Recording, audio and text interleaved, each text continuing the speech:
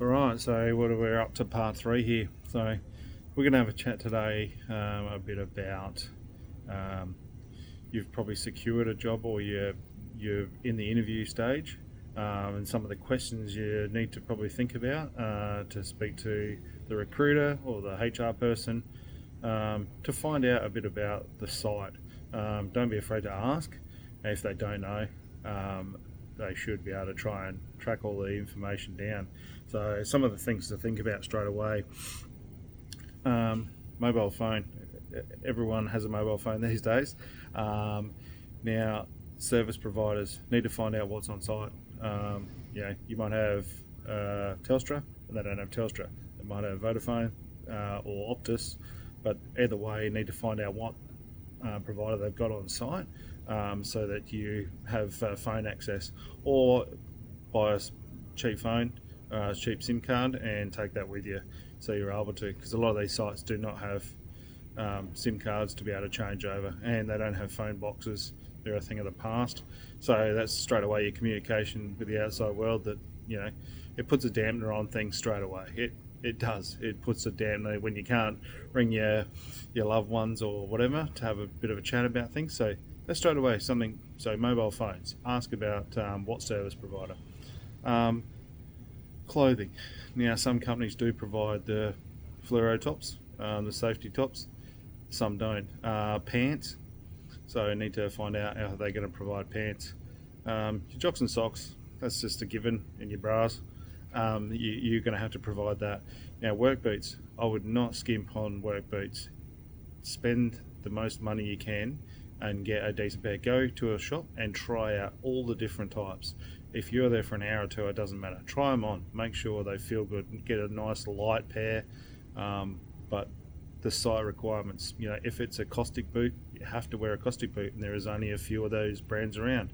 If you don't need to, but yeah, spend the money on boots. You are wearing them for 14 hours a day, so you want to make sure they're comfortable. What suits you may not suit someone else, so that's why you really need to spend the time and go and get fitted and make sure. But that's a cost that you will probably have to wear. A lot of companies do not pay for boots. In the 14 years I've been in this, I've only had one company that actually bought boots. So yeah, your clothes. So pants, make sure you get something that's comfortable, and find out if you have to do night shift, do they have to have the reflective stripes on them. You could get away with wearing jeans or something that's comfortable to your cargo pants, but find out all that, because you don't want to get to site and find out you don't have the gear and someone just assumed. Hard hat and safety glasses. Hard hat is a given, basically. Everyone, the companies will supply them. These are safety glasses. I buy these from Bunnings for about $32 because I like the polarised.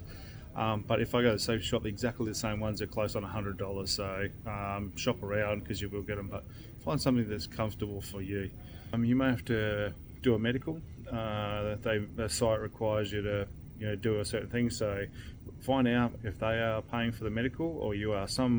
You have to pay for the medical yourself, and then 6 months later, if you're still there, they will pay the money back. So ask those about the medical. What's it involve? Hydration before you go there. Make sure you have drank water over the couple of days leading up to it. Because some of them will do a hydration test, and if you fail the hydration test straight away, it's not a good start. So make sure you get your water intake into you. But yeah, ask about the medical. That's a sort of pretty important sort of thing. Wi-Fi at the camp as well, going on the mobile phones. Find out if they do. A lot of places have Wi-Fi, but it is so slow. It's basically something you nearly can't use. If you've got 300 people coming in at night time all trying to use the Wi-Fi, it'll be so slow it's near possible to use. So I basically make sure I have an iPad completely separate from a phone, and while I'm at home, I'll download YouTube videos. I love watching a lot of YouTube videos, so I'll download a heap of YouTube videos. Netflix is another one. So YouTube, obviously, pay for your subscription, and then you can download all the videos. And you've got YouTube Music as well. So that's a benefit of having YouTube Music, because you can download podcasts, all your stuff. I mean, other people use Spotify and whatnot, but I've found YouTube with the videos and the music very helpful. So yeah, Netflix is another subscription that I use, because you can download the movies. Binge and a few other others, you can't download movies, so, and bring them with you, and all those subscriptions. But yeah, an iPad, just a cheap iPad, and download everything you want to watch before you go. So but podcasts definitely. A few books are becoming not so much a thing, not because of people don't want to read, it's just the weight restrictions on your luggage. So if you've got a Kindle, get the Kindle and do your book subscription. But yeah, books are still a thing, because you'll have a bit of downtime to be able to read, waiting at the plane, the airport, on your downtime after work when you finish. So yeah. Now, flights. We'll talk a little bit about when you're flying. So find out, obviously, are they paying for your flights if you're flying?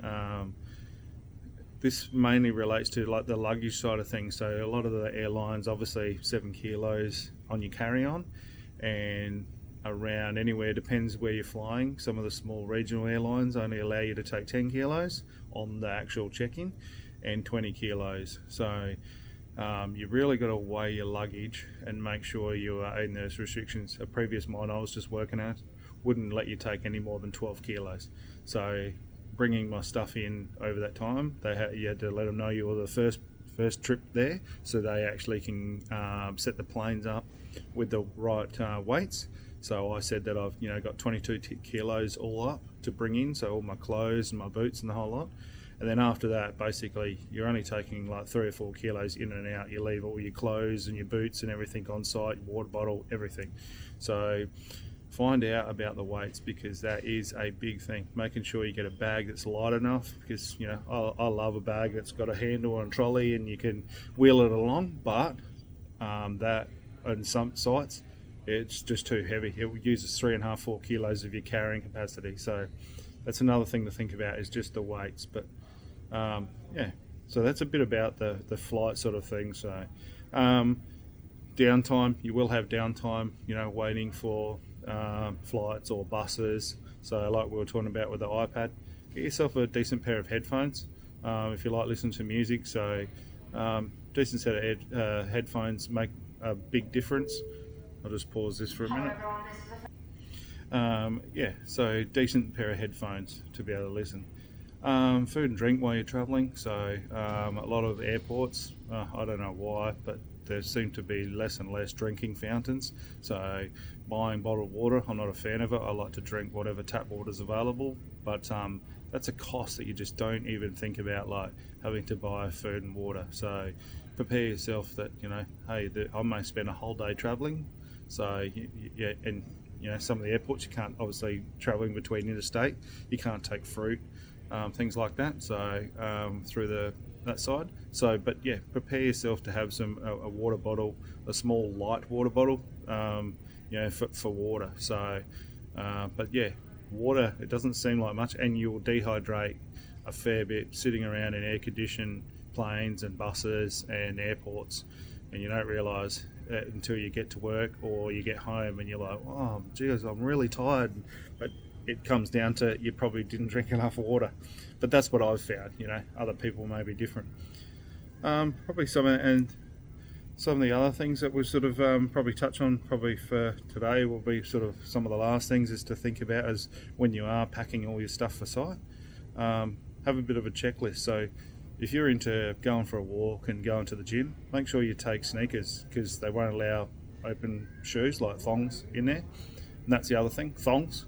So take thongs. I used to always wear, depends what sites you go to, but I used to have 2 pairs of thongs, one for the shower and in my room, and the other for walking around outside, on the gravel to the mess, or depends what site you're at. I've worked civil sites, so it's just there's no concrete, you're working on the gravel. So I used to have 2 pairs, one for inside my room and one for outside. $3 pair of thongs goes a long way. But yeah, track shoes, sort of obviously to go for a bit of a jog or go to the gym. Shampoo, I've never come across anyone supply shampoo ever. Not saying there isn't. And yeah, obviously your toothbrush and your toothpaste. Take a cake of soap or two. A lot of places do supply soap there, and the other one's washing powder. Nearly everywhere supplies washing powder. Never used to, but I'm finding now more of the sites I've been to, they supply water. I'll just pause this. Yeah, so that's a thing to think about.